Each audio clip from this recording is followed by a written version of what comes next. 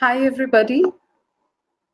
I hope everyone had a nice time during the networking break. Let's make it better by moving on to our next session on making India the destination of cybersecurity innovation, solving investment problems. To deliberate on this session, I would like to welcome Mr. Vikram Gupta, founder and managing partner, Ivy Cap, Mr. K. K. Mukhi, founder, NII Consulting, Mr. Vishal Salvi, CISO and head of the cybersecurity practice Infosys, Mr. Siva Ramakrishnan, partner and leader, cybersecurity, PwC India, who will also be moderating this session. Over to you, Mr. Siva. Yeah, thanks, Mohita. It has been a great session in the morning. We heard from investor community and then the government, and also Rajanan spoke about how the big investors look at it. There's a good amount of advice, startups, how one could navigate through this COVID session, apart from looking at opportunity, etc. But this session, let's focus on what are the opportunities that lies ahead, and as a country and also as a startup ecosystem, what we can exploit those opportunities. How do we make ourselves bigger? We heard from in the morning when Vinayak spoke about a kind of investment that's happening in cybersecurity, which is in excess of $20 billion in last few years. And whereas in last 3 years, the amount of investment the Indian startup ecosystem have achieved is only about $300 million. And also we heard from Rajan's a statement that we have 30 plus unicorn when it comes to all startups in India, but in cybersecurity, probably we have only one, which is Dhruva. So it means that there is a larger, opportunity that lies. Instead of saying that we have not done well, but there's a, possibility for us to do it quite well in future. And every time we keep hearing about the innovation ecosystem when it comes to security from Jerusalem and Israel, and thereafter Netherlands and so on and so forth, Atlanta and so on and so forth. And we have in our panel Vikram being an investor, KK Mukhi being a startup. He set up his own company to run in cybersecurity, and Vishal have come from larger company, runs both market as well as internal security for Infosys. Let's start with Vikram. Vikram, from your view, what are those few things which as a nation that we need to do? Also that as a investors, that what you're looking for, which as a startup company, people have to look out for. And then we move on to. Sure. Thanks, Shiva. And I think this is a great experience actually having a conference like this. I can see that a lot of mindset change happening, post this scenario also. But let me address your question, and I actually, will first look at the broader macro scenario, and if you look at the global scenario, I think there are various data points to talk about the economic damage that cybersecurity is causing in today's world, and we're talking about almost about $5 to $6 trillion of economic loss happening globally, which is leading to loss of productivity, jobs losses, intellectual property, and overall business impact. If you look at India, we're talking about almost about 8 to 10% of the GDP impact, which is quite substantial. In fact, larger than the total healthcare spend in India. The challenge, though, is very similar to what we are seeing in the healthcare also, preventive versus curative. Now we are seeing because of the COVID impact, people will start spending more on preventive as compared to curative, and I think a very similar situation also happens in cybersecurity as well. Unless people are actually seeing the things happening with them, they don't invest or spend in cybersecurity. So that's a more psychological issue, and that's the reason the spends will increase as people will start seeing more and more issues happening with their own organizations. In India, the total annual spend on cybersecurity by enterprises is expected to be around $2 billion, which is much lower than the required to prevent the economic damage. So, of course, there's a huge opportunity there.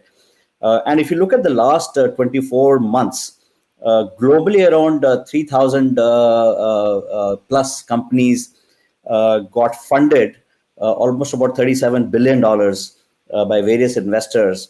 If you compare that with India in the last 2 years, almost about 107 companies got funded, about $415 million. So, of course, that gives you an idea of where we are as a country. I personally expect investments in India to grow substantially as the threats of cybersecurity increase with the increased use of data by Indian consumers. So today we are talking about almost about 15 GB of data per month per user. And this number is growing substantially, almost 30 to 40% year on year, or probably even more than that. And the number of internet users, of course, has already gone up quite substantially. The number of smartphone users, and with the current scenario, we'll see more and more digitization that even Rajan was talking about.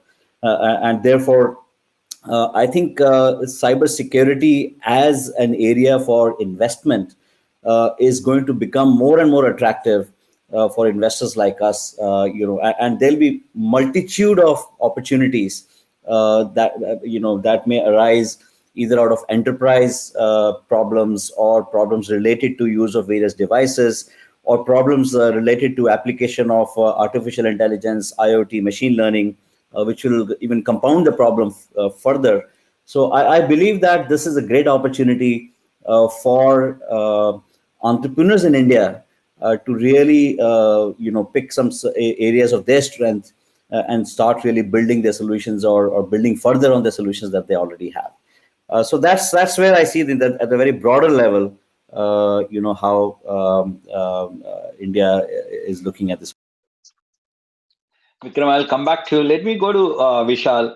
Vishal, since there's one area that I would like to hear from you is that one is looking at what is the market opportunity that exists. I mean, something which probably Vinayak has presented in his presentation as he sees from his research, but you being running the large cybersecurity practice yourself, serving across the globe, global clients. What do you see? One. Number two is that one area which we keep getting debated or discussed, or issues being raised, is that for an ecosystem to flourish, one important thing that is needed is the company like yours, the largest CISOs, creating a lot of use cases and giving those opportunity to startups so that they can experiment and play with to come up with the finer solutions. So I want you to hear from you, one on the market opportunity. Second is that how do you see large companies can play a vital role in the ecosystem? And what would be your suggestion so that the startup people can prepare themselves to work with a company like yours? Sure, Shiva. And good morning to everyone. It's great to be connected like this and, talk about this important topic. I think from a market opportunity point of view, Shiva, in fact, PwC had undertaken a report along with DSCI a few years back. And I think, whenever I look at any good study that has happened so far, global study for the opportunity in cybersecurity, I think, that is one of the most fantastic research work that was carried out by PwC. And I always refer to that even right now. And so if you look at in terms of the outcomes of that survey, we were looking at more than $100 billion cybersecurity market by 2025. And I've been studying various reports and researches across the globe, and I think the number is somewhere between 100 to 125 billion. So clearly, the opportunity is definitely there. We are seeing cyber being a very strong foundation for any organization to achieve its digital transformation and digital disruption.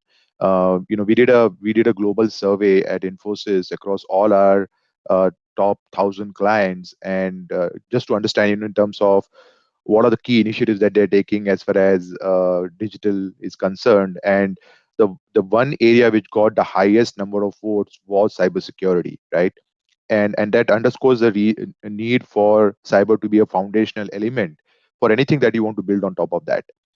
Now, given that that's an opportunity, and given the fact that one of the speaker was talking about in the morning about the fact that we have so many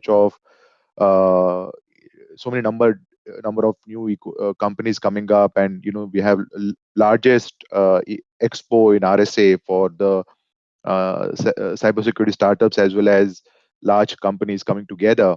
And every year we start seeing new innovation, new things coming up, and it's a very exciting space, right? Because you keep on identifying new threats, and therefore you keep on identifying ways to counter that. So clearly there's huge opportunity out there.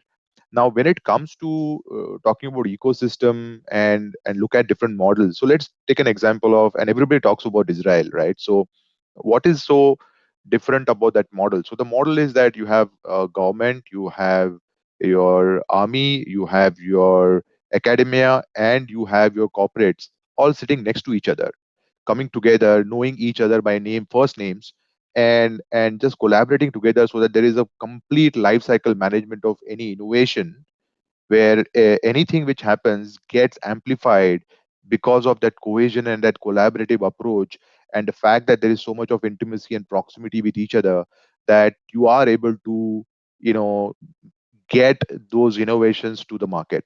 Now, when I look at just an example of CDAC as an organization, and the amount of innovation and amount of ideas and amount of new prototypes that have been developed by CDAC is just amazing. That one organization is generating so many new ideas.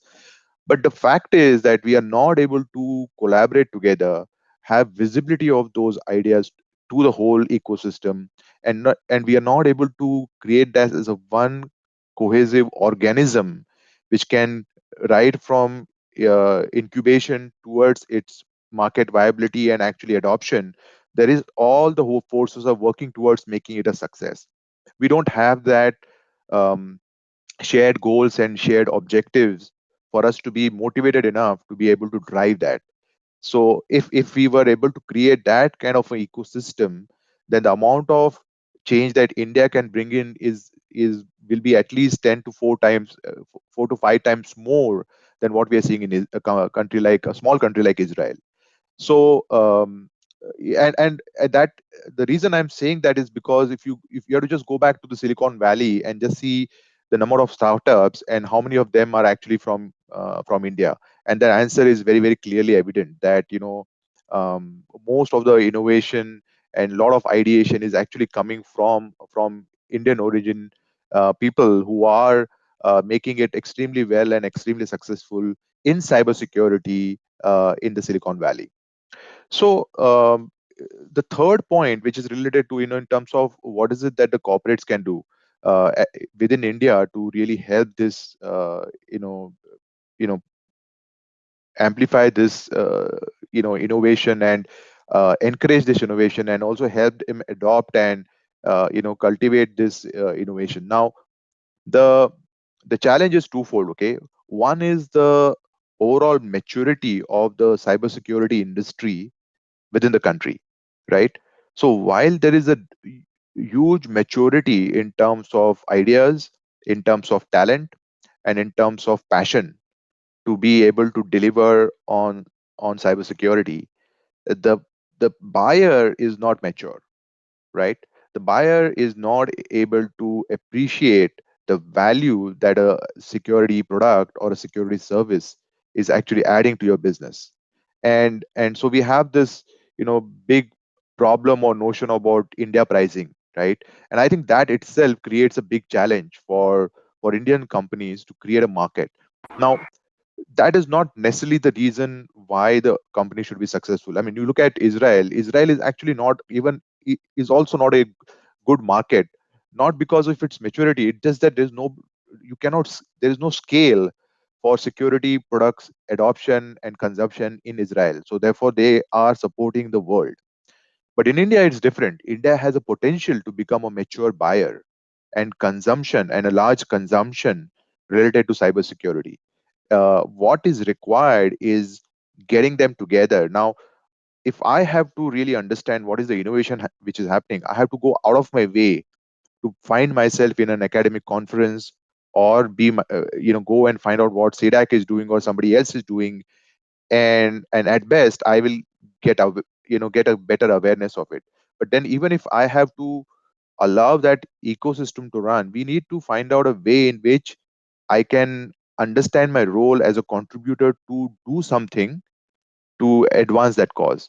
But coming back to my point, so because the Indian buyer is not mature, we are not able to, appreciate and understand, and therefore not able to really promote the adoption of these companies in a big way.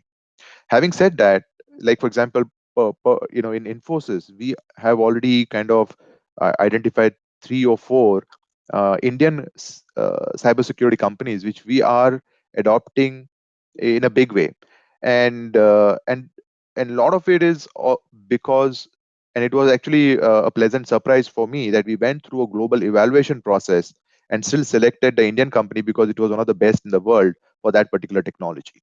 Right now, I think there is definitely an appetite to look at that adoption. But I think what we need to do, and I think DSCI is doing an extraordinary amount of work to help bridge the gap. And I think from a government side of it, it's working extremely well in terms of creating pockets of projects which can help innovation, help collaboration. But I think what is required is I think the corporate side of participation, the CISOs participating in a very meaningful and investing in those ideas and those thoughts. I think that needs to happen, and I don't think that is happening. So I think those are the 3 4 elements that we need to look at in terms of what we can learn from our past mistakes, and then what we need to do in terms of allowing this to thrive in near and future. Yeah, thanks, Vishal. I think you placed it nicely well. KK, you have been running, cybersecurity services plus product kind of a company. You know the kind of a challenges potentially one faces, including what Vishal has talked about, India pricing. I'm not going to talk about pricing. Pricing is an issue that's not a today's focus conversations. From your point of view, what would be your advice? One, to a lot of startup ecosystem people who are participating today in a conference. Number two, what would be your ask from investor community and or even the user community like Vishal, etc. if you have to make Indian cybersecurity startup ecosystem to flourish? Sure. So I think we've spoken about the Israel model and the Silicon Valley model. I think some of those pieces are there in India. Some of those pieces of the puzzle are not fully there. So, for example, if you see in Silicon Valley, there is a tremendous connect between industry and academia. Silicon Valley flourishes because the schools over there feed into a lot of the innovation that happens, and then that gets picked up by. So, there's a lot of mutual collaboration going on over there. That is not at scale in India. I mean, I work with my own alma mater, and it's happening. All of this is happening, but it's not nowhere near where you need the unicorns to flourish. The second thing, if you look at the Israel model, a lot of the Israeli cybersecurity startups originate from people who do that 5-year military draft with the Israeli Defense Forces. I'm not saying that you should make draft compulsory in India. I would not be in favor of that. But a lot of the innovation basically gets supported by the military complex over there, because almost all of the, for example, the Red Team automation companies, many of these companies originate from people who worked in the IDF. The third piece of the puzzle, which Israel has cracked brilliantly, is the connect from building something, testing it out in the Israeli market. As Vishal said, Israel is not where they're making their money, but then they're able to make that connect, cross over a couple of oceans and get to the US market. That bridging has been done, from the time of Checkpoint. And then you had, Nir Avir, who's the founder of Checkpoint, and became the founder of Palo Alto. And, many guys like that, Imperva. And today, if you see CyberArk and Promisec, there are hundreds of Israeli companies that have built the product in Israel, tested it out, gained a bit of market share. Then they have a standard standard operating procedure to get to the US. You get to $1 million in annual recurring revenue in the US, and then you raise your next big round, and then you get to 10 million and 20 million in revenue, and sell out for 100 million to 500 million. So that sort of, it's almost like a template created over there. Here, my personal experience is limited because I run a services company, and as I think most speakers have said, it's not so sexy. It's more cool to be running a product company. And that's fine. I mean, you'll see more of the unicorns happen on the product side. I don't think a services company is going to become a unicorn in cybersecurity anytime soon. So for the product company, I think these 3 or 4 things have to happen. India, there has been an evolution, no doubt, as Vishal said, and some of the other speakers said. Buyers are open to Indian product companies. There are quite a few examples where the product has been decent. The Indian CISO has given it a fair evaluation and actually picked up an Indian product over an international product. So, that statement that you'll never get fired for hiring IBM, that's sort of going away actually.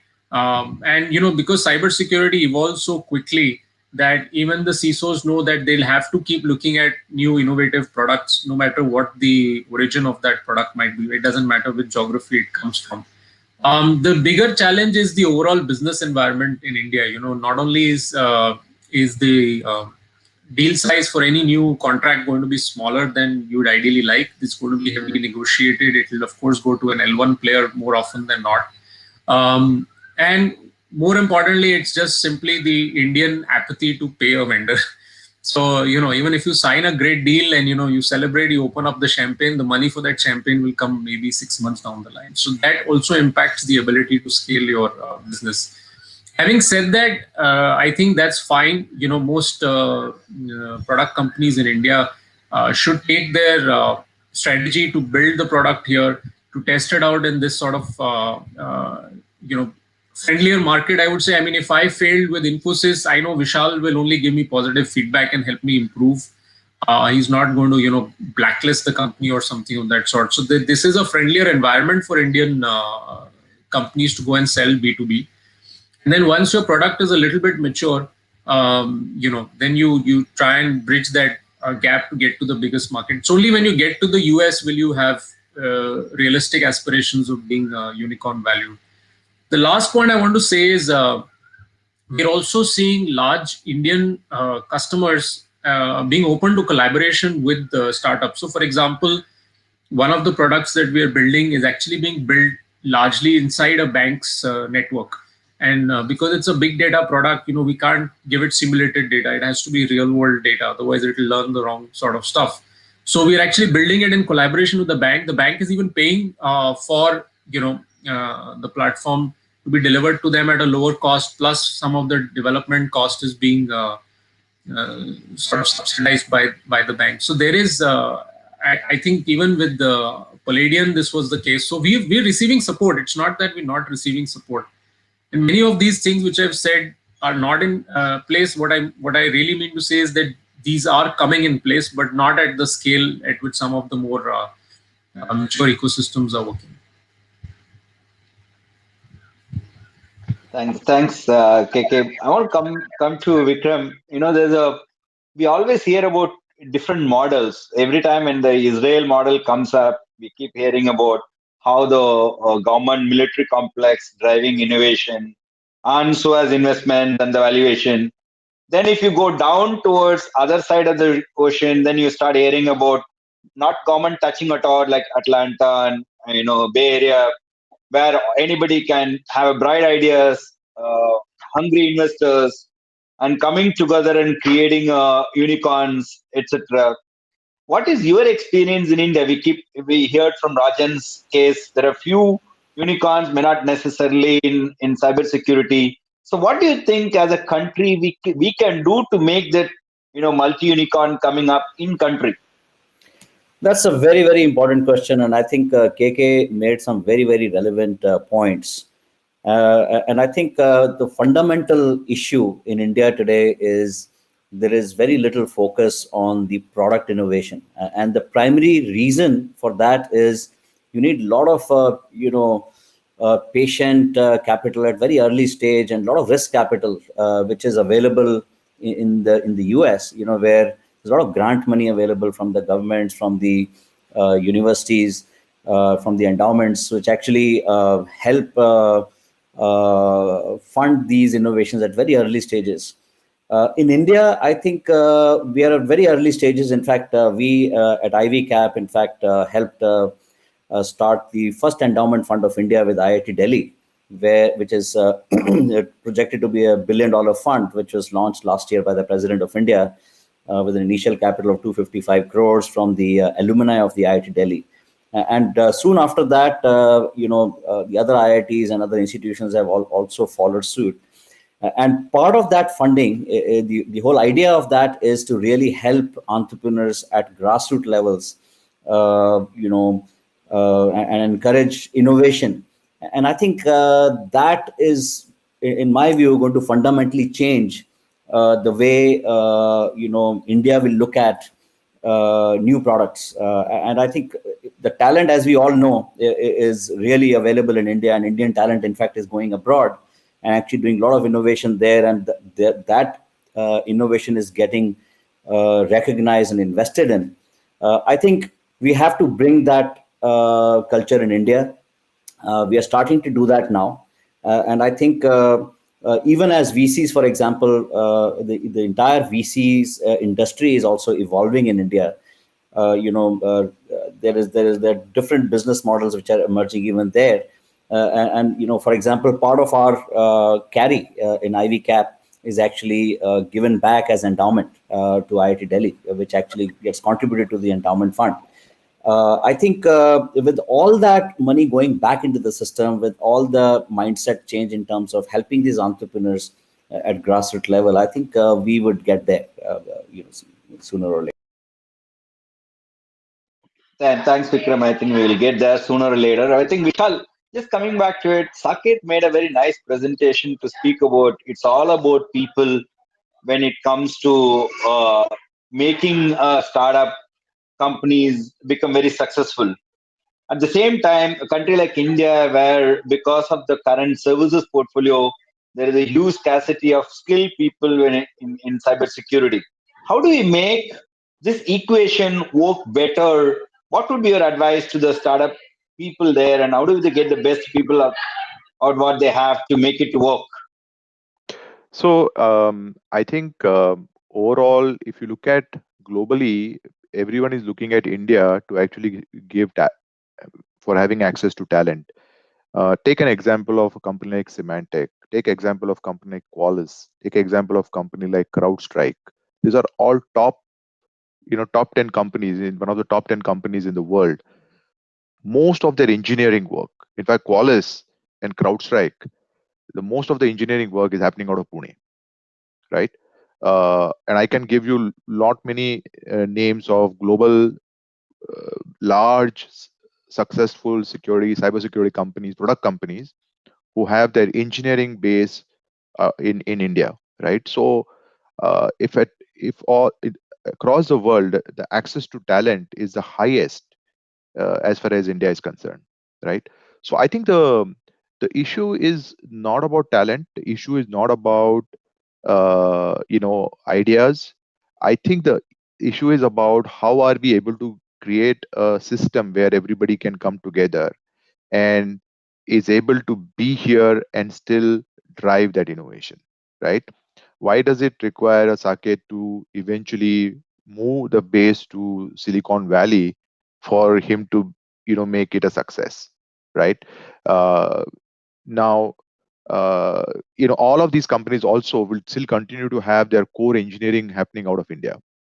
Okay, so I think the key thing is, if you have an idea, if you have it all requires that the investor to really bet on that idea. We talked about throughout the day, we have talked about what are the details of coaching, supporting, guiding. I think Saket gave a great example in terms of how to build your board, how to build your technical advisors, and how do you tap that together. And I think he is still at the early stages of his journey to scale the organization, right? But he's on the right path. So I guess we need to find out how we are able to instill that confidence. I personally do believe that Indian corporates need to do a lot more than what they are right now. uh, I think they're just waiting for some sense of encouragement and clarity, so that they are not seen as trying to be overtly biased towards a particular thing. Meritocracy is also very important. But then, if you create this as a fundamental framework where the leadership of organizations are motivated towards trying to do that investment, which is really how it works in Israel, then everybody will feel that this is encouraged, and we need to see how we can flourish it. And I think that small initial push is required for you to give that confidence to that particular idea or that company to then really go out there, because there are a lot of large scale organization. In fact, some of the things that we are able to provide, the amount of scale that we have in India and Indian companies, once we are able to make those product work at that scale, you can pretty much make it work anywhere in the world, right? If you make a particular technology work in a company like, say, HDFC Bank or an Infosys, you can pretty much you would have tested every possible use case that you would want to do, and it'll go through strong amount of stress case for that. So I think we need to be able to do that. We haven't done that enough in past, and I think we need to introspect and see what is it that we can do to do that. We are perhaps waiting for somebody to do that push, and as a result nobody's doing anything. So I think that's perhaps what we need to do. So I think, KK, I'll just coming back to this. You made a very nice point to say that services company and a product company. There is one of the aspect people today think about is that which is proven in the COVID scenario with the cloud picking up and the SaaS models coming up. There is a blur happening between a services and a product because it's being offered as a service in a combined as a product. Is there an opportunity for the startups to get into that? I mean, since you also mentioned about some product that you're developing, is it the way of the future way of new product? I have a bias on this, which is that I'm very passionate about services. But the way that I see it is, if you look at the Azure or the AWS ecosystem, they're basically killing a lot of cybersecurity startups. Even something like threat hunting, which both platforms now offer as a service. I mean, it may be very, that's how they start, right? It's very rudimentary. Their WAF is horrible, but then it just evolves over a period of time, because if you're in the AWS or Azure ecosystem, then you'd rather go with the AWS WAF than you'd go and, plug in an Imperva box over there. So cloud-based, the rapid adoption of the cloud, especially now, and from here onwards, is going to create a lot of service opportunities. In fact, I would say that, as Vishal said, solving for India might actually be a great idea instead of trying to solve for the whole world. And we do a lot of these brainstormings internally as well. We say, why are we? In fact, I would not even say solve for Infosys or HDFC Bank, because everybody tries to solve for Infosys or HDFC Bank. But there are the thousands and thousands of stockbrokers and smaller oil and gas companies and manufacturing firms and smaller IT firms. But everybody wants to build the product which HDFC or Infosys will buy. So to the ecosystem which is trying to build, to the startups that are trying to build products, my sort of 2 cents of advice, unsolicited advice, would be that maybe you build for outside of the enterprise customers. Maybe you solve for the tens of thousands of SMBs, and it's also a great idea to look at the extensive open source technologies that are available and really pitch the solutioning part of it, really pitch the services and the support part of it. Because enterprise products, like we've failed at enterprise products a couple of times now. We'll still keep building, we won't stop. But one of the things we've realized is that the year or more that you spend on building the product, by that time a larger funded company comes up with a platform and sells it at peanuts. So for example, we started building an EDR and we disbanded it about a few months back, because we realized Trend Micro and many others are selling it at like a few dollars an endpoint per year. There's no way that we're going to be able to compete with those price points, and they're decent products. So it might be actually a good idea to also adopt like a you know a Hadoop or some such model where you actually take open source platforms like Elastic and things like that and try and build solutions on top of that and solve rather than create products. So that might be an interesting take on things. Mohita, do you have a time or can I continue? Sorry, I just want to have a time check before. So I think we can quickly take one or two questions if that Sure. is okay. So I would request the attendees to please use the raise hand button so we can bring you to the live feed for one-on-one question answer with the speakers. We also have few questions in the chat area. So you want to pose those questions, any of them, Mohita? Yeah, I think we have a raise hand here. Yeah. Yes, Aditya, please ask your question. Aditya, we cannot hear you.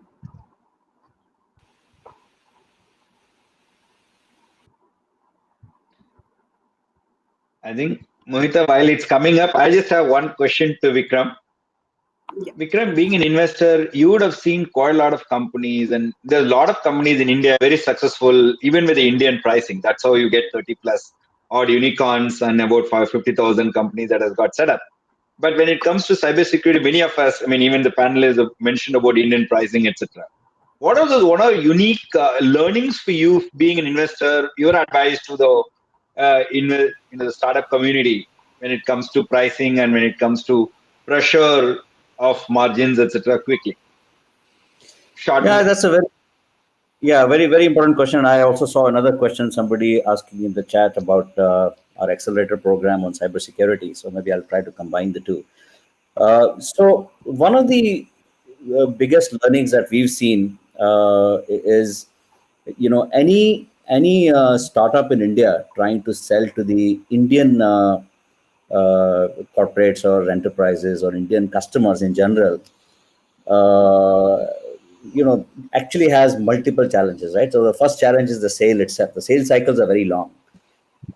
So that kind of creates a lot of pressure on their working capital, which is compounded by the fact that not just the sales cycles are long, even the payment cycles are very long.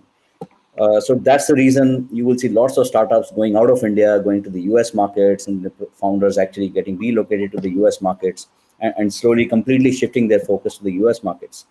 The Indian market, we've seen that, is more receptive to the services kind of a model. In fact, we had invested in a company called Aegis Networks, which basically was one of the main vendors for the entire Aadhaar project, and also was working with lots of corporates in India.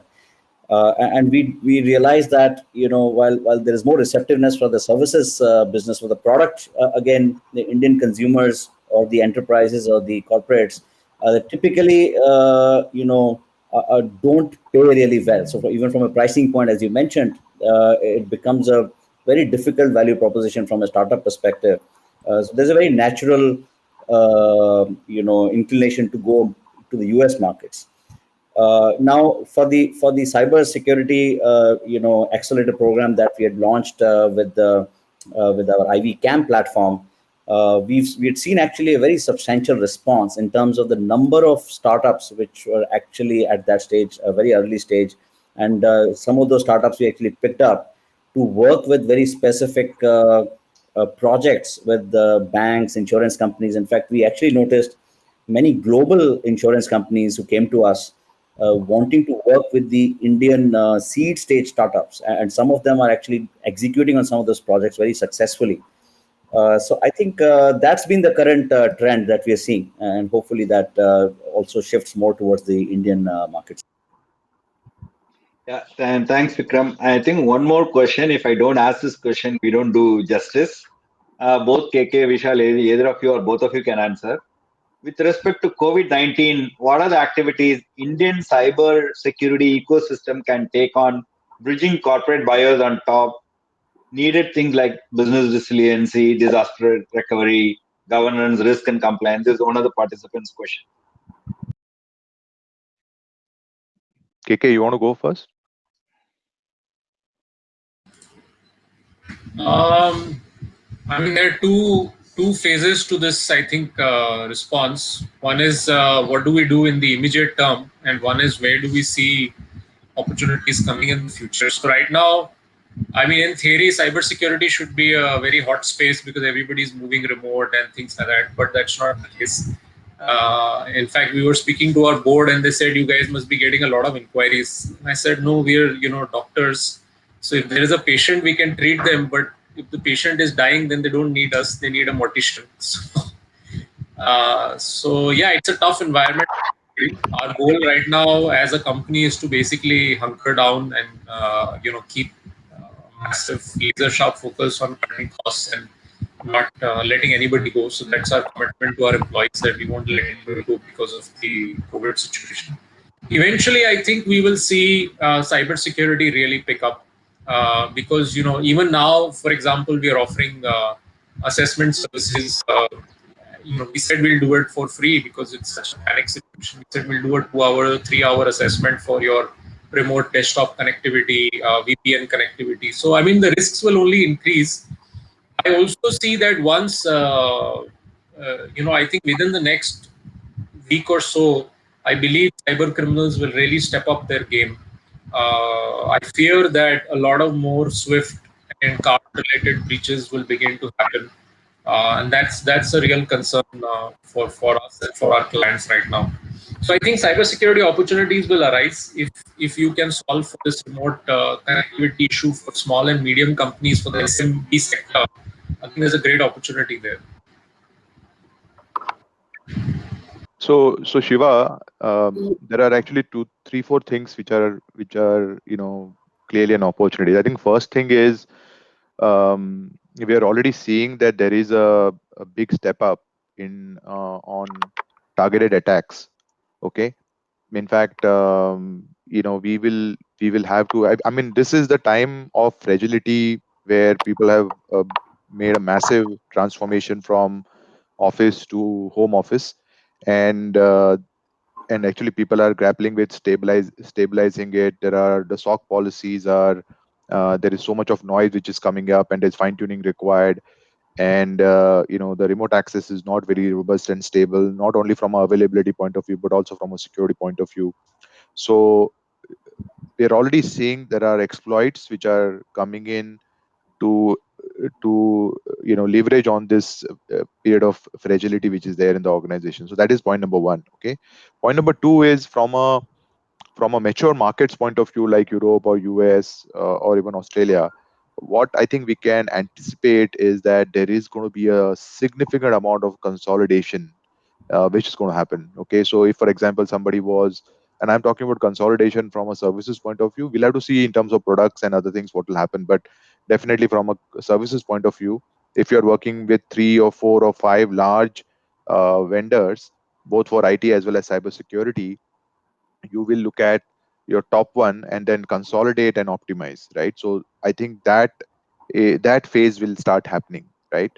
um, I think the third thing is in terms of there is a huge amount of work that will get generated, that once we have gone to the first phase of business continuity planning, right? So business continuity, that's behind. Now it's BAU and home office and other things. Now, before we look at what's going to happen in terms of phase two, where we will start doing a calibrated opening up of offices and people start going back, I think physical distancing or social distancing is going to be there for a reasonable period of time, that we should expect. And so therefore home office is reality, right? So because of that, the next phase will be in terms of consolidating and creating that infrastructure stable and robust enough to support home office usage, right? And we'll go through that phase. And over there, we are already seeing that we are going to invest as a company. We will invest in more controls and more solutions in this phase, because there is a lack of control when people are actually sitting and working from home, right? So all these three things, right? One is in terms of the attacks which are happening on the network, new ways of looking at it, because they are now attacking individuals at home rather than machines in office. Second is about consolidation, which is going to happen, and third is about this whole ramp up and building new solutions to secure the remote access infrastructure will, I think, generate a lot of opportunities. So in my sense, if there are two service lines which will generate positive growth in this time within IT services, it's going to be infrastructure, which is essential services, and the cybersecurity, which is going to protect that essential services. So this is a positive note. Mohita, you want to take any questions? If not, I just want to sum it up. Yeah, I think we are low on time, so no, will not take any questions now. So if there's no question, I just want to a very nice comment which came from Chief Nix, CEO of FixNix. We had wonderful session, but the question back to is for DSCI. How about a virtual pitch where DSCI get the global investors, particularly early stage, on a monthly basis? So it's a business opportunity for a YAR meet as well as for the startup ecosystems. If DSCI takes it as a one of the suggestion that has come up. Thank you, Vikram, Vishal, and KK Mukhi. Thanks, Mohita. Over to you. Back to you. thank you, sir, and thank you for the suggestion. And I want to thank you all the speakers for this engaging and wonderful discussion today. We will now move to our next session, but before that, I just want to make an announcement that at the end of the conference, we have a very engaging town hall planned. So request all the attendees to stay with us. Thank you again. Thank you. Thank you. Thank you, Shiva. Bye. Thank you all. Bye. Thank you.